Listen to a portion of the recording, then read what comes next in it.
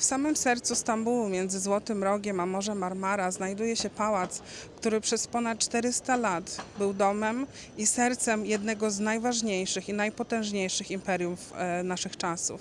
To Topkapı Saray, czyli Pałac Topkapı.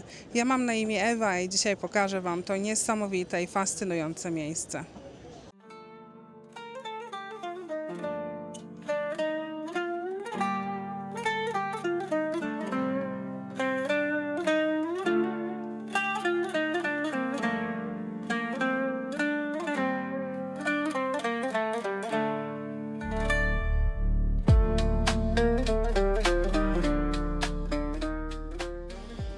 Po przejściu przez pierwszą bramę pałacu znajdziemy się na pierwszym i darmowym dla odwiedzających dziedzińcu tego pałacu. Pałac, w zasadzie kompleks pałacowy, składa się z 4 dziedzińców. Przed przejściem przez drugą bramę trzeba kupić bilet. Za chwilę tam się udamy. A teraz chcę Wam opowiedzieć o tym kościele, który znajduje się za mną. Zaraz pokażę go bliżej. To tak zwana Hagia Irene, czyli świątynia pokoju boskiego, czy też świętego pokoju. To jest świątynia, która jest niesamowicie ważna w religii chrześcijańskiej. Pierwszy dziedziniec kompleksu pałacu jest otwarty dla wszystkich. To też jest podtrzymanie tradycji Imperium Osmańskiego, kiedy to każdy mógł tutaj przyjść i między innymi porozmawiać z wezyrami, z pracownikami pałacu. A tutaj przede mną znajduje się wieża. Na tej wieży byli trzymani więźniowie polityczni, którzy byli skazani na karę śmierci.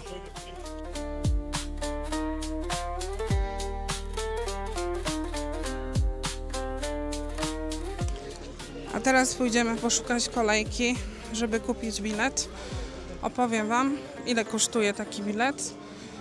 Z tego co wiem, bilet do haremu oraz do Hagia Irene można kupić osobno, ale można też kupić taki combined ticket, czyli taki łączony bilet, dzięki któremu wejdziemy do wszystkich części pałacu.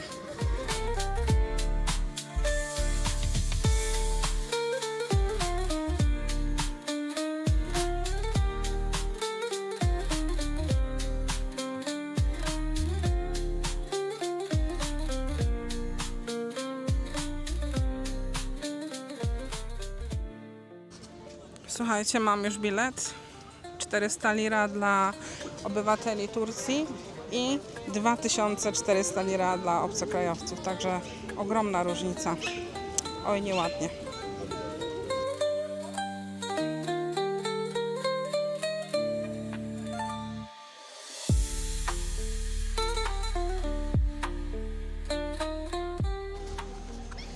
Mam już bilet, za chwilę będę wchodzić przez tą oto bramę na drugi dziedziniec. Drugi dziedziniec nazywany był dziedzińcem dworu i mieściła się tutaj służba oraz cała administracja Imperium Osmańskiego. Idziemy.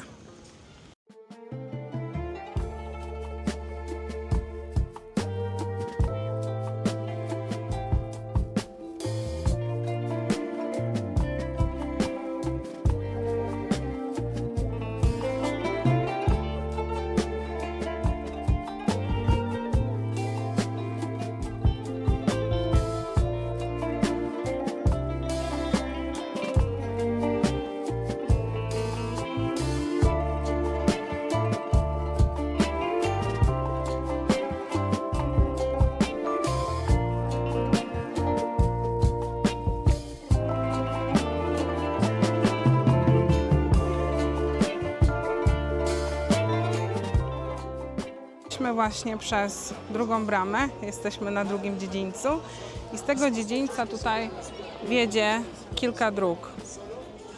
Jeśli pójdziecie w prawo, znajdują się tam kuchnie sułtańskie. Prosto idziemy do trzeciej bramy, natomiast w prawo, w pierwsze prawo, tam znajduje się sala Rada Imperialna i następnie w drugie prawo harem. Także najpierw chyba pójdziemy zobaczyć kuchnię, bo jestem ciekawa, jak gotowano dla ponad 4000 osób dziennie.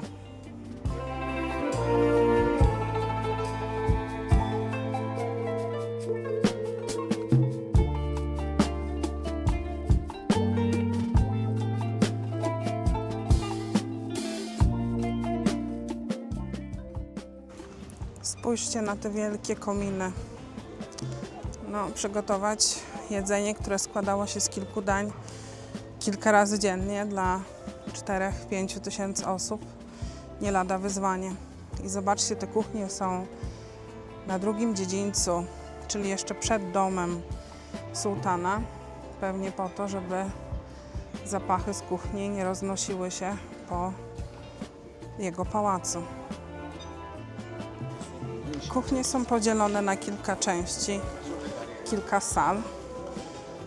W oddzielnych salach przygotowywano mięso na przykład, w oddzielnych salach, w oddzielnych kuchniach sery, jogurty i jeszcze w innych słodkości, desery, halwa i Turkish Delights.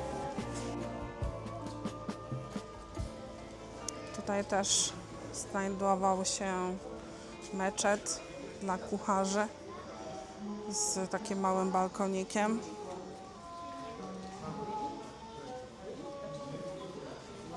Słuchajcie, to ma tyle set lat.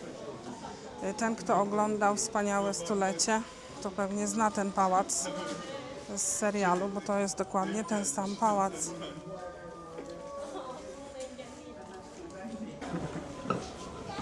Saray Mutfal, czyli kuchnia pałacowa między XV a XVIII wiekiem. Chodźmy popatrzeć.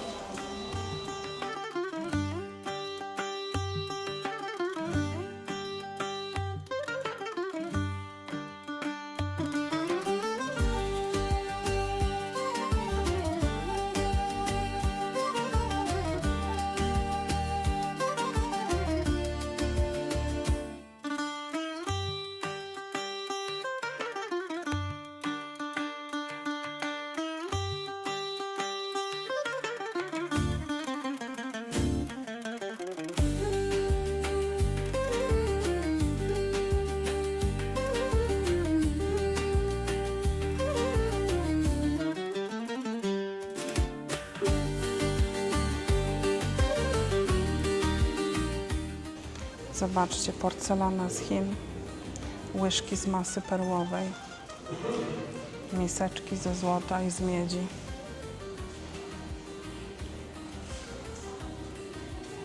Pięknie.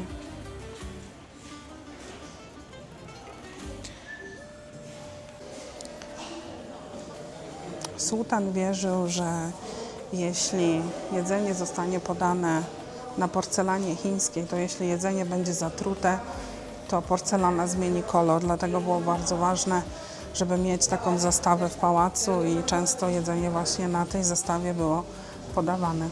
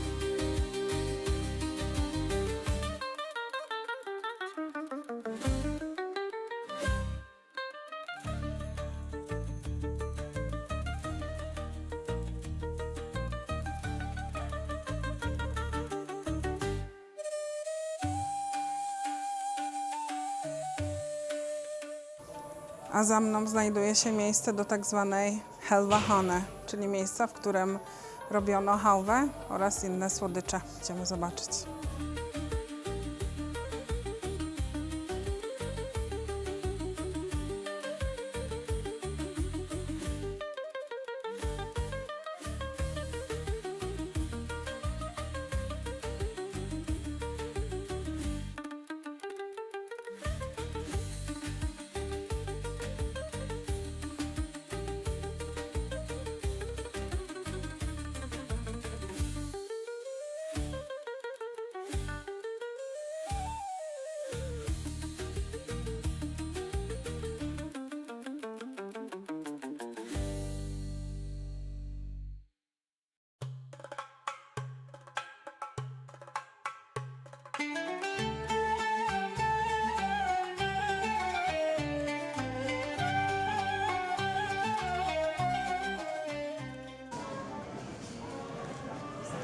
I wychodzimy teraz z kuchni sułtańskiej. Idziemy zobaczyć diwan, czyli imperialną radę. Rada Imperialna to było miejsce, w którym gromadzili się wezyrowie na czele z wielkim wezyrem, który pełnił funkcję takiego premiera kraju. Wyobraźcie sobie, że Imperium Osmańskie w czasach swojej świetności zarządzało 65 krajami i narodami. Jak wejdziemy do tego diwanu, pokażę Wam miejsce, z którego to zarządzanie się odbywało. A jeszcze jako ciekawostkę dodam, że słowo dywan w języku polskim właśnie pochodzi od staroirańskiego, chyba staroperskiego czy staroosmańskiego języka, w którym diwan, czyli nasz dywan, było miejscem zasiadania, miejscem obrad. Nie było wtedy stołów i krzeseł. Ministrowie siedzieli na takich półkanapach, bardziej na podłodze, na dywanach i stąd wzięła się nazwa dywan.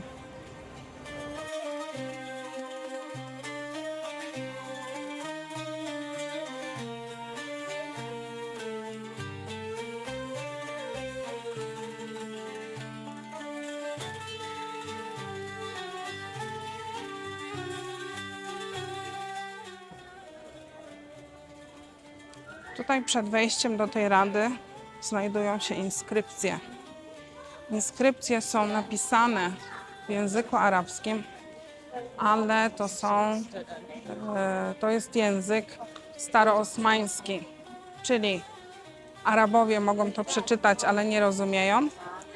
Turcy może, jeśli usłyszą, to zrozumieją, ale nie mogą tego przeczytać, więc tak naprawdę nie rozumie tego nikt, oprócz historyków. A teraz wchodzimy właśnie do tej sali obrad, imperialnej sali obrad, diwan. I spójrzcie na to, mała sala, pięknie zdobiona. Zobaczcie na ten sufit. Pięknie. I tutaj, w tej małej sali, rozstrzygały się losy 65 państw. To jest niesamowite. Tutaj znajduje się taka kratka. Ta kratka wcześniej była przykryta taką klatką. Do czego to służyło? Służyło to do tego, że sułtan nie zawsze był na obradach właśnie tego dywanu, tej rady gabinetowej, gubernatorów, wezyrów. I wtedy, kiedy on tam nie był, czasami przechodził właśnie z haremu takim ukrytym korytarzem, chował się tam za tą kratką i mógł podsłuchiwać swoich doradców, nad czym obradują, czy nie knują czasami jakiegoś spisku przeciwko sułtanowi i jego rodzinie. Oni nigdy nie wiedzieli, czy on tam stoi, czy nie, chyba że, nie wiem, zakasłał na przykład, czy dał jakiś znak. A tak to nie wiedzieli. Także wiele takich zamachów stanu, wiele konfliktów zostało zapobiegniętych właśnie dzięki temu, że sułtan podsłyszał, co było obradowane podczas tej narady.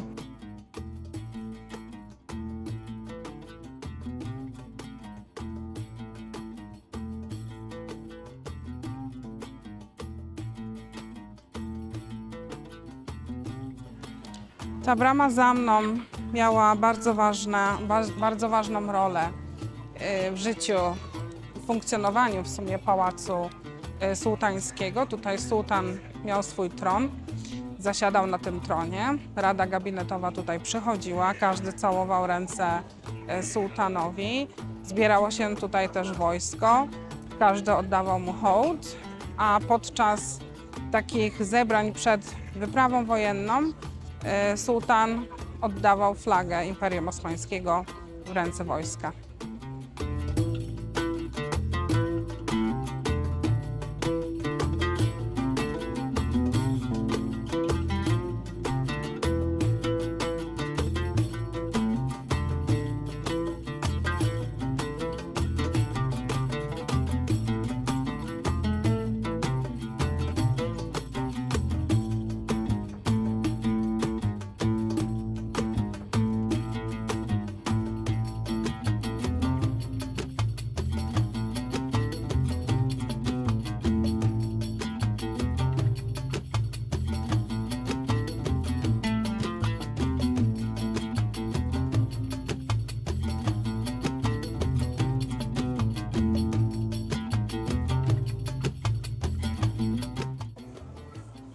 tutaj po przejściu przez tak zwaną Bramę Szczęścia znajdujemy się na trzecim już dziedzińcu. Na trzecim dziedzińcu możemy zobaczyć uniwersytet, możemy zobaczyć bardzo słynną, bardzo starą bibliotekę, no oraz wejście na harem. Znajdowała się tutaj sala audiencji. Ja o tej sali za chwilę Wam powiem, bo to jest też dosyć bardzo ciekawa sprawa. Tylko Wam pokażę fajną rzecz. Tutaj przed wejściem do sali audiencji znajduje się fontanna. Jaką funkcję pełniła ta fontanna? Ta fontanna na zewnątrz miała bardzo sprytną funkcję. Miała zagłuszać rozmowy w środku tej sali, gdzie odbywały się audiencje. Słuchajcie, to co wygląda na king size bed, to był tak naprawdę tron sułtański. Tutaj znajdowała się następna fontanna, żeby zagłuszyć rozmowy. W jaki sposób ta audiencja się odbywała? Czy do sułtana przybywał jakiś posłaniec, czy też książę, na przykład dygnitariusz z innego kraju? Nie mógł on bezpośrednio przyjść i porozmawiać z sułtanem. Przed tą salą tutaj audiencjną musiał on uklęknąć. To, co chciał powiedzieć, musiał powiedzieć do swojego tłumacza. Tłumacz przetłumaczył to do wielkiego wezyra. Wielki wezyr przekazał to sułtanowi, a gdy sułtan chciał odpowiedzieć, najpierw odpowiedział do wielkiego wezyra, wielki wezyr do tłumacza, a tłumacz bezpośrednio już do tego wysłannika, czy tej osoby, która o tą audiencję prosiła. Co to wszystko oznaczało? No to przede wszystkim miało pokazać hierarchię i kto tutaj tak naprawdę rządzi, że nie każdy sobie może wejść i przyjść i sobie z marszu z sułtanem porozmawiać. Siła. No i tutaj po lewej stronie ten oto budynek to jest biblioteka, a po prawej stronie uniwersytet. Kto tak naprawdę kształcił się tutaj w tym uniwersytecie? Imperium Osmańskie było ogromne. Tak jak wspominałam wcześniej, w czasach swojej świetności rządziło ono ponad 60 narodami. W jaki sposób można rządzić dobrze tyloma narodami, które mówią swoimi językami, mają swoją kulturę? Otóż Imperium Osmańskie było bardzo znane z tak zwanych łapanek. Osmanowie, grabiąc czy podbijając kolejne ziemie, porywali głównie młodych chłopców z ich rodzin, przywozili ich tutaj, no i kształcili. Chłopcy ci przechodzili na islam, kształcili się w uniwersytecie z różnych dziedzin nauki i później byli wysłannikami czy też gubernatorami na ziemiach Imperium Osmańskiego. W ten sposób jakby byli po stronie sułtana, znali tutejszą religię, znali obyczaje Imperium Osmańskiego, ale także znali swoje języki z tych ziem, z których zostali porwani, oraz kulturę i obyczaje swoich ziem. Także to było takie najlepsze jakby spoiwo, żeby prawidłowo i dobrze zarządzać Imperium Osmańskim.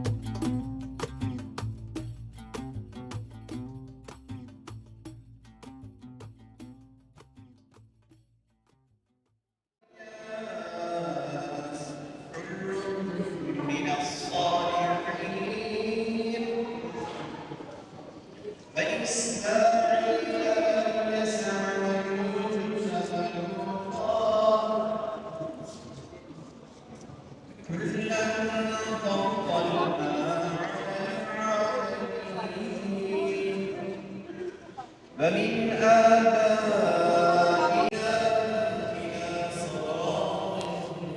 Tutaj znajdują się klucze do Kaby, czyli świętego miejsca islamu. Nie wiem, czy słychać, ale tutaj imam recytuje Koran przez 24 na dobę, 7 dni w tygodniu, nieprzerwanie od ponad 400 lat.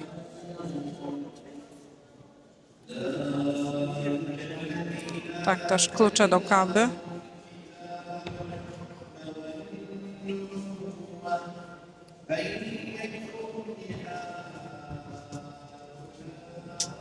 Przechodzimy dalej, druga sala. Zobaczcie, jak pięknie zdobiona. Piękne płytki. A słuchajcie, tutaj znajduje się laska Mojżesza. Laska Mojżesza, o której mówiono, że to właśnie Mojżesz zmienił laskę w węża przed faraonem. Zamienił też wody Nilu w krew właśnie tą laską. Ciekawa sprawa. A słuchajcie, tutaj jest ręka Jana Chrzciciela. Ręka i kawałek jego czaszki. John the Baptist. Jan Chrzciciel. Odcisk stopy proroka Mahomeda. Jeśli dobrze pamiętam, to znajduje się tutaj też jeszcze miecz Dawida. A właśnie to on. Miecz proroka Dawida. A tutaj jest chyba jeden z najstarszych manuskryptów Koranu.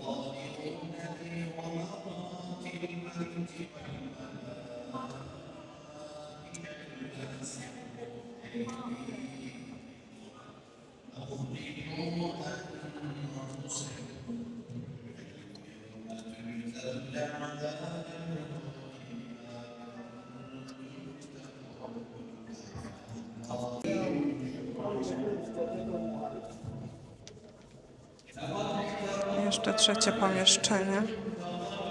Zobaczcie, jak pięknie zdobiony sufit. Jakie kolumny. A tutaj najprawdopodobniej znajdują się szaty proroka Mahomeda. Tutaj te ozdobne skrzynie z tymi szatami są tylko otwierane na święta, podczas świąt. Ale spójrzcie na to, na te kopuły. Piękne zdobienia.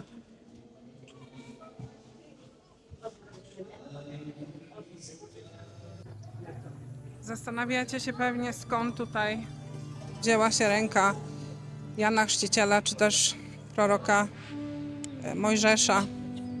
Otóż słońce świeci, Imperium Osmańskie podbijało wiele krajów, w tym Egipt oraz Jerozolimę, i jako łupy wojenne przywieźli tutaj Osmanowie ze sobą właśnie te relikty. Ja na pierwszym filmie chyba, który zrobiłam o Błękitnym Meczecie, mówiłam o tym, że sułtan Ahmed I, który ten meczet wybudował, sprowadził właśnie do niego odcisk proroka Mahomeda, żeby zachęcić ludzi do tego, żeby odwiedzali ten meczet.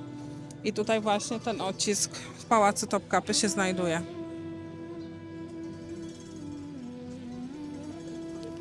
My znajdujemy się już teraz w tej czwartej, najbardziej prywatnej dla sułtana części kompleksu pałacu Topkapy. Tutaj były ogrody, rezydencje, w których sułtan odpoczywał, jadł oraz spędzał czas z rodziną.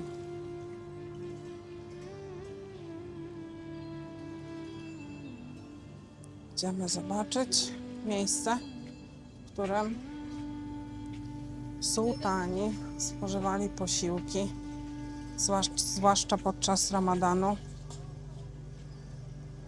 na balkonie z pięknym widokiem na Złoty Róg.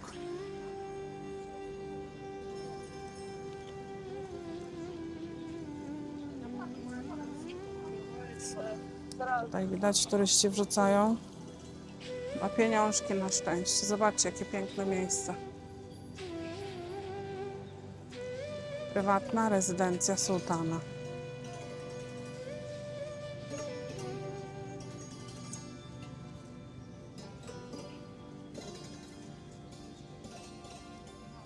Przed nami jest ten balkonik, na którym sułtan sobie siedział i spożywał posiłki, spoglądając dokładnie naprzeciwko wieży Galata. Zobaczcie, jak pięknie. Tam był, w dole był port, tędy przypływał sułtan, czy przypływali ludzie z jego rodziny, czy też niewolnicy na przykład i tym portem wpływali, dokowali i zostali zabierani na pałac. Tutaj piękne ogrody. A słuchajcie, wyobraźcie sobie siedzieć tutaj i pić na przykład kawkę i zajadać pyszną chałwę z takim widokiem.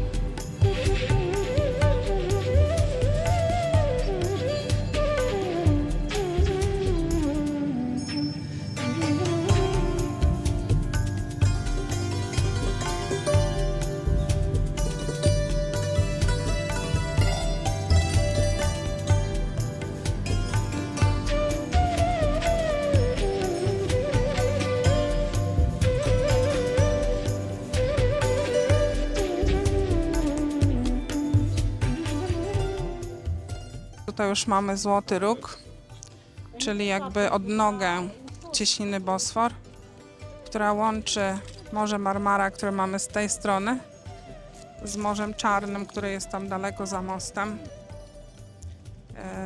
No i stronę azjatycką po prawej i europejską po lewej.